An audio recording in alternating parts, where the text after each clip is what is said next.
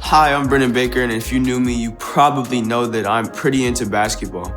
Kind of known for that. But what most people don't know is why. I love basketball because it teaches me how to be a better teammate. When somebody talks about basketball like it's stupid or like it doesn't matter, it bugs me because basketball is way more than putting a ball into a hoop. Most people think I'm crazy, but the truth is, basketball is way more than a sport to me.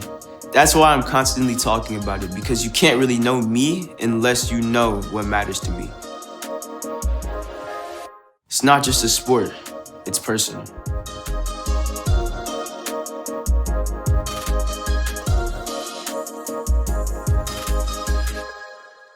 So growing up, there's this kid I knew named Graham.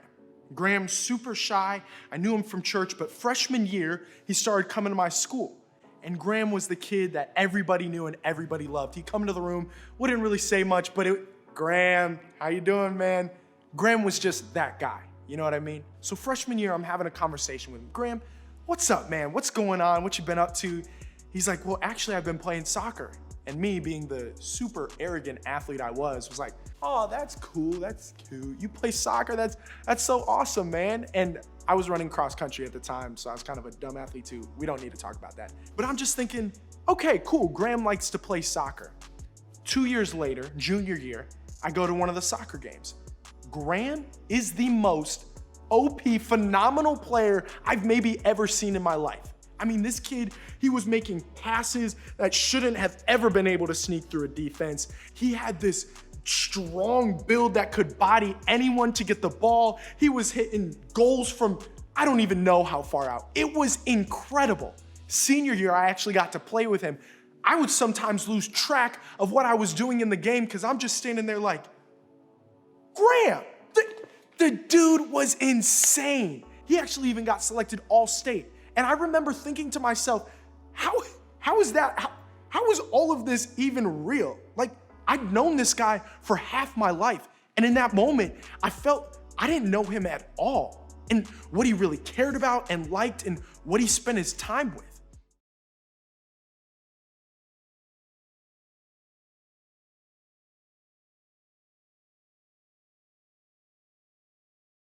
Because here's the thing, you can know somebody and not really know them.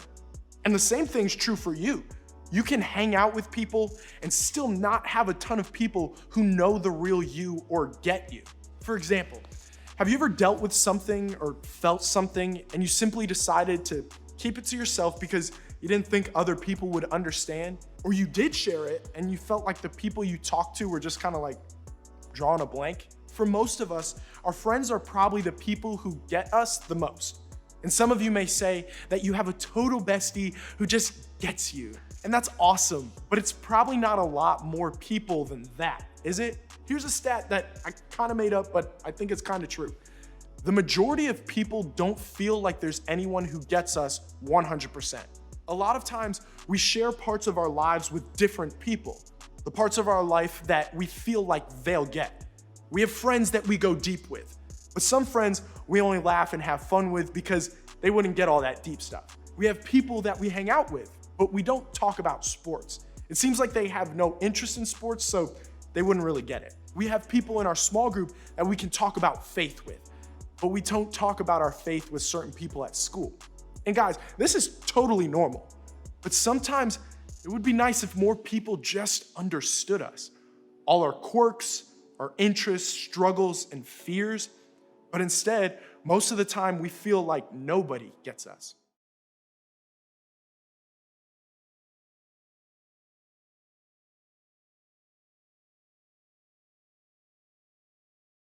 And you know who else feels that way? Literally everybody, like almost everybody. The truth is that nobody gets me or nobody knows the real me feeling. That's not easy. It's one of the reasons this idea of personal matters so much. Because whether you knew this or not, you're actually wired to be known. You were made to have somebody who gets you, who understands you, and knows what your real world is like. And this, my friends, brings us back to a guy named Zacchaeus. Last week, we started talking about this encounter Jesus had with a man named Zacchaeus.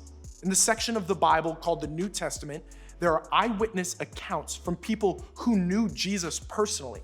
Those are called the Gospels. There are 4 of them, and they all come from different perspectives. They didn't all share the same story. Sometimes they were writing to different people, which affected which details they included. Like, here's what I mean. The Gospel of Luke is the only gospel that tells the story of Zacchaeus, and there's a reason for that. Luke was writing to a mostly not Jewish audience. The first followers of Jesus were Jewish, so they kind of figured that everyone who followed Jesus would have been Jewish, but that's not the way Jesus operated. He was for anyone from any background. So it was natural for the not Jewish people to feel like they didn't quite fit in. So in Luke's gospel, there are a lot of stories about people who didn't feel like they fit in. It's easy to imagine that these are the people Luke wrote about because these are the people Luke wrote to. He wanted his readers to see how Jesus treated people just like them. So Luke shares the story of Zacchaeus, who, like we learned last week, was on the outside of the group. He was a Jewish tax collector, which was a super bad thing to be. The short version, he was a sellout and a traitor. But then Jesus comes to town, and everyone is dying to see him. By this point, Jesus was way famous, and people wanted to know, is he like the rumors say he is? I mean, like, time out, is this guy really healing people and performing miracles? Is he really challenging the powers in charge? Everyone wanted to see what Jesus was like, and Zacchaeus, the dude was no different. So he shows up. To get a better view of Jesus, Zacchaeus climbs a tree. He was kind of short, so getting a higher view helped. But also, I imagine Zacchaeus wasn't sure how Jesus would feel about a guy like him, a guy who collected taxes for the Romans and probably a little extra to keep for himself. Jesus looked out for the poor and mistreated people, and nobody was better at mistreating them or making them poor than Zacchaeus. So I imagine he wasn't looking to stand out. But then the craziest thing happens. Jesus looks up, sees him, calls out to him, and then invites himself over to Zacchaeus' house for dinner. Luke tells it this way. When Jesus reached the spot, he looked up and said to him, "Zacchaeus, come down immediately. I must stay at your house today." Now we may hear that and think, okay, talking about Jesus, that's a little bold. Cook me dinner, I'm coming over with no warning. But in the context of this culture, it was an honor to host someone for dinner. Having someone in your home sent a message of friendship. So Zacchaeus wasn't sitting in the tree thinking Jesus was rude for inviting himself over. He was most likely sitting in a tree thinking, yo, I can't believe Jesus would want to have dinner with me like at all. And he announced it loud enough for everyone in the crowd to hear. In fact, Luke writes, so he, Zacchaeus, came down at once and welcomed him, Jesus, gladly. So why did Jesus invite himself over? Because Jesus cared about what Zacchaeus cared about. And even though it didn't seem like it on the outside, Zacchaeus cared about belonging, being accepted, being seen, and being known. How do I know that? Because he was a human, and we literally all want that. And we want it more when we feel like we don't belong anywhere.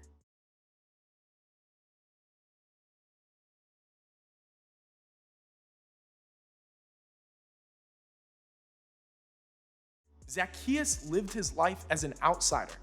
As a Jewish man, he didn't fit in with the Romans, even though he worked for them. And he didn't fit in with his Jewish neighbors because he taxed them on behalf of the Roman government. See, Zacchaeus wasn't just climbing a tree to see Jesus. He was climbing a tree to see if he mattered to Jesus and to see if Jesus knew what mattered to him. And don't miss this, it surprises everyone. Like, people didn't expect a friendship to form between Jesus and the local outcast. They liked Jesus and they wanted to be around him, and they didn't want to be around Zacchaeus. In fact, they all probably thought that they already knew everything they needed to know about Zacchaeus. As a tax collector, they knew exactly what he was like, and they didn't want to be associated with him, but not Jesus. Jesus knew that just because Zacchaeus had the label of tax collector, it didn't tell the whole story about who he was. It Turns out Jesus knew Zacchaeus better than anyone around him did. Jesus understood Zacchaeus was just a person who wanted to belong, and Jesus went over to his place to show him that he did. If you've ever wondered what Jesus thinks about you, the story of Zacchaeus should be an encouragement. But maybe you've always felt like there were certain things that mattered to Jesus. For example, you thought Jesus cared about your Bible reading, but not your grades. Praying, but not your friendships. Holy stuff, not like real life stuff. Your potty mouth, but not your anxiety. Your obedience, but not your relationship with your dad. Your sexual purity, but not your dating relationships. Today, I want you to know that the things that matter to you matter to him. The things that interest you interest him. He doesn't just know that you love basketball or K-pop or theater, but he gets why. He gets you personally. Think of it this way. It's personal because Jesus knows what matters to you. I don't know about you, but that was not the image of Jesus I grew up with. That's not what I thought he was like. The personal Jesus surprised Zacchaeus and definitely shocked the people around Zacchaeus. And chances are, there are a lot of people around you every day who would never guess that Jesus is so interested in them personally. That's why this week, I want to challenge you to try both of these ideas. First, talk to Jesus about what matters to you.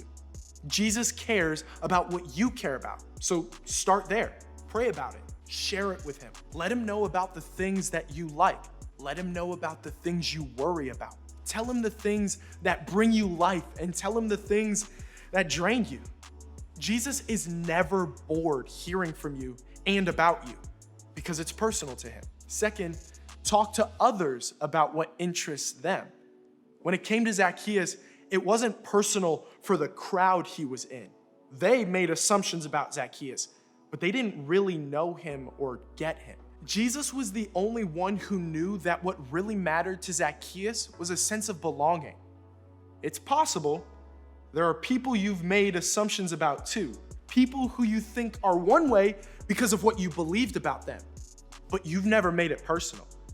Maybe this week you can make it personal by being intentional and discovering the things others like. Let go of the ideas you've had about them and do for someone what Jesus did for Zacchaeus. In his letter to the church in Philippi, the Apostle Paul writes about this very idea. Rather, in humility, value others above yourselves, not looking to your own interests, but each of you to the interests of others.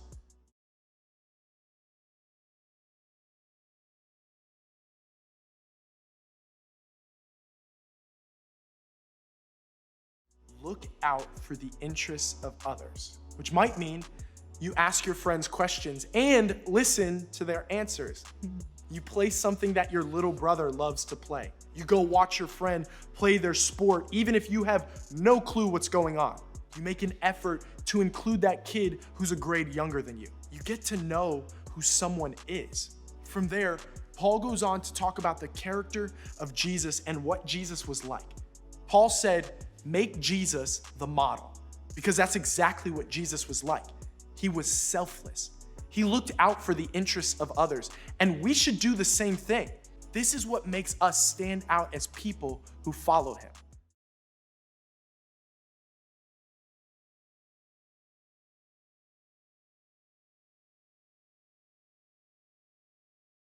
Everybody needs somebody who knows their name and knows them personally. But I want you to think about something this week. Do you know what matters to the people around you? Like, really know? Have you taken the time to be personal enough to try and get them? When we take the time to make it personal with others, we're living like Jesus. Jesus was never satisfied by making a judgment about a person from far away. He got close. He took time, and he never let a label or an assumption inform his opinion. He cared about what mattered to others because they mattered to him. It's personal because Jesus knows what matters to you. Now you have the chance to go and do the same for others, to make it personal.